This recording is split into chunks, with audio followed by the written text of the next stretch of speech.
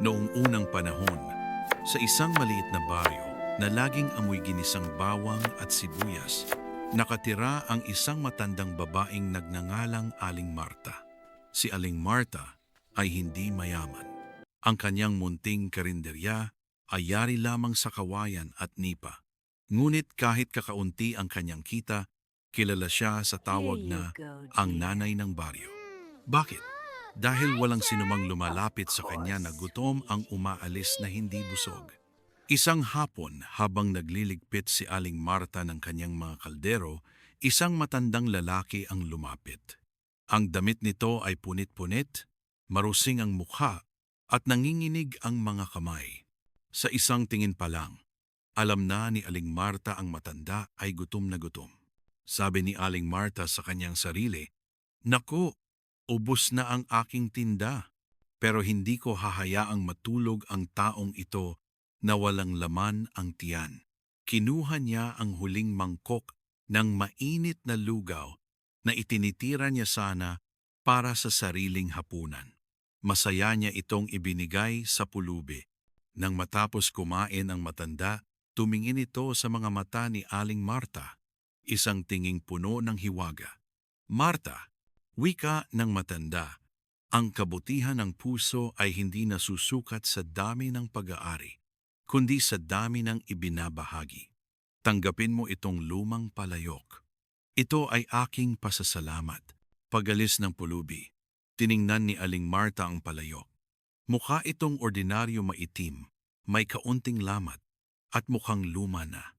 Ngunit laking gulat niya nang lagyan niya ito ng isang takal na kanin.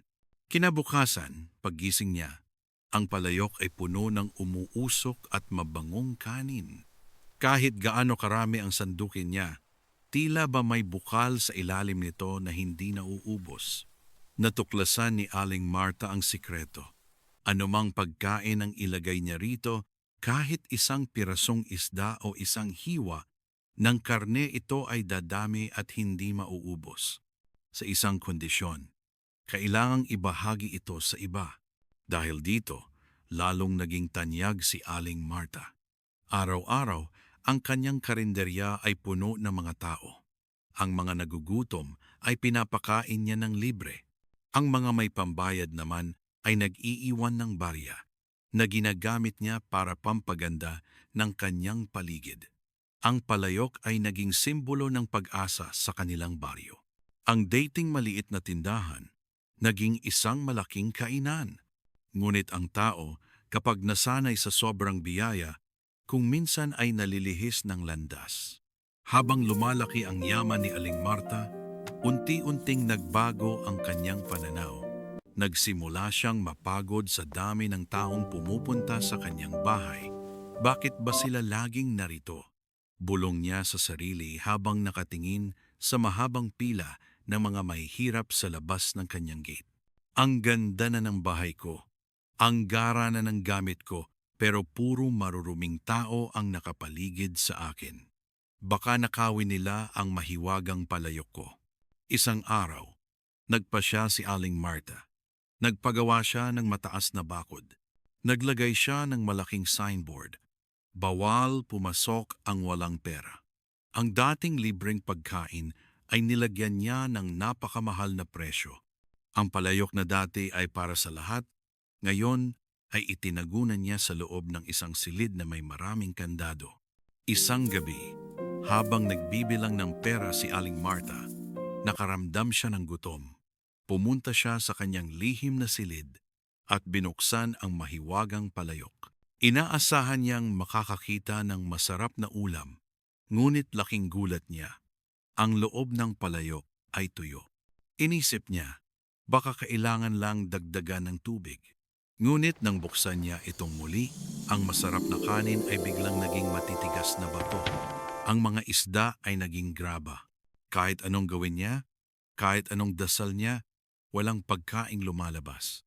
Ang tanging naroon ay mga bato malamig, matitigas, at walang buhay. Sa galit ni Aling Marta, pilit niyang isinubo ang isang pirasong kanin na naging bato. Halos mabasag ang kanyang ngipin. Doon niya na-realize ang katotohanan. Ang palayok ay mahiwaga dahil sa pagbabahagi. Nang isara niya ang kanyang gate, isinara rin niya ang daloy ng biyaya. Napaupo si Aling Marta sa sahig ng kanyang marangyang kusina. Sa gitna ng kanyang kayamanan, nakaramdam siya ng matinding gutom, hindi lang gutom sa tiyan, kundi gutom sa pagmamahal ng kanyang mga kapitbahay, na dati ay tinatawag siyang nanay. Naalala niya ang pulubi. Naalala niya ang saya sa mga mata ng mga batang pinapakain niya noon. Sa gitna ng kadiliman, umiyak si Aling Marta. "Patawad," bulong niya. "Nakalimutan ko kung saan nanggaling ang biyayang ito." Inubos niya ang Break, you gabi sa stubborn gate! pagbakbak ng kanyang Here! mataas na gate. One more time! Pinatanggal niya ang Almost mga there! bakod. Kinaumagahan, Welcome, everyone! lumabas It's so siya good at to tinawag see ang you! lahat. "Halikayo, Come mayroon closer, akong my pagkain dear. dito." Nang buksan niyang muli ang palayok, himala. Ang mga bato ay naglaho at pinalitan ng pinakamasarap na pagkaing nalasahan sa buong mundo. Hindi na muling nagdamot si Aling Marta. Natutunan niya na ang tunay na mahiwagang palayok ay hindi ang gawa sa luwad, kundi ang kanyang sariling puso.